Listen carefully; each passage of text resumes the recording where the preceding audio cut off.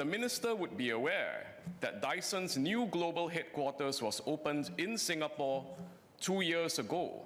It was a high-signature opening with the then Prime Minister of Singapore, Mr. Lee Hsien Loong, in attendance.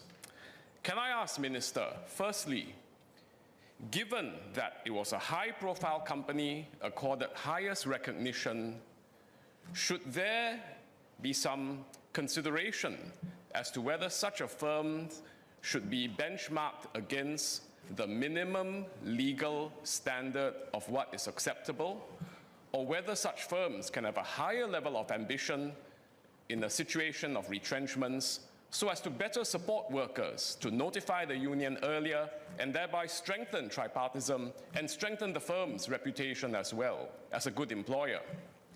Secondly, does MOM also agree that our tripartism and labor relations in Singapore, which many brothers and sisters over generations spend their whole lives building up, over 60 years, that such tripartism and labor relations, that spirit of mutual respect and collaboration between government, unions, and employers, does MOM agree that this is precious and underpinned by norms of behavior and practices as well?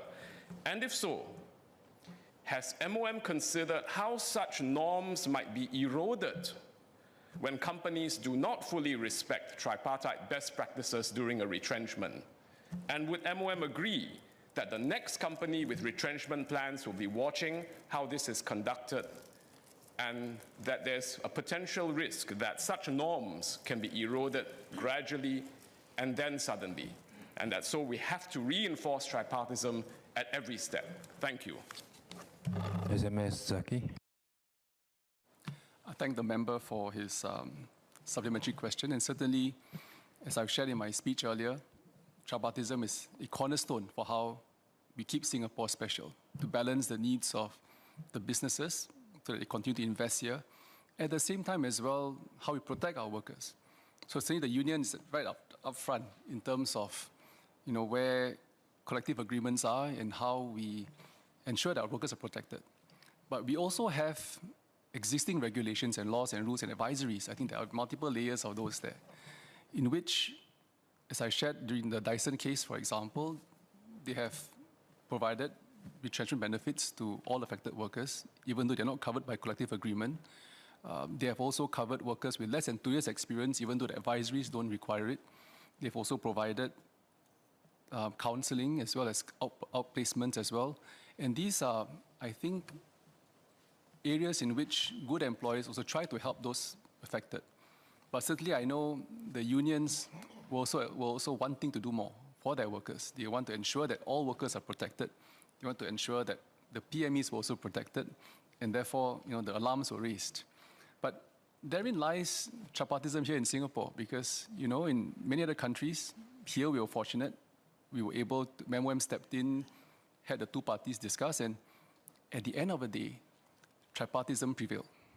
Tripartism prevailed, and that's why, unlike other countries where you have lawsuits, you have strikes, you erode the confidence of the business community in how we handle things here in Singapore. I think that's the difference between our approach and most parts of the world. I think there are very few countries that you find the government stepping in, unions and employers come to consensus, and certainly I have to thank UE for also holding their ground, and Dyson for certainly stepping forward and doing more for workers too. So I think what we want is a win-win outcome on both sides. So I have to, but certainly there's areas that we can improve, right? If there is one thing, we also find that the norm for many companies to work with the unions and inform them a month early, for example. So that's potentially one area in which the union raised concern that only given 1 day notice, but Dyson has also informed them why this particular case had certain significance as well and certain considerations. And we understand that businesses in general too have other considerations, especially listed companies, in giving us too early a notice, because they need to tell if they're listed, they have to tell the shareholders, they need to give market notice as well. And it's very odd that you already informed the unions before informing the market. So there are various considerations, not saying that these are specific to Dyson, but generally there are different considerations why companies do that.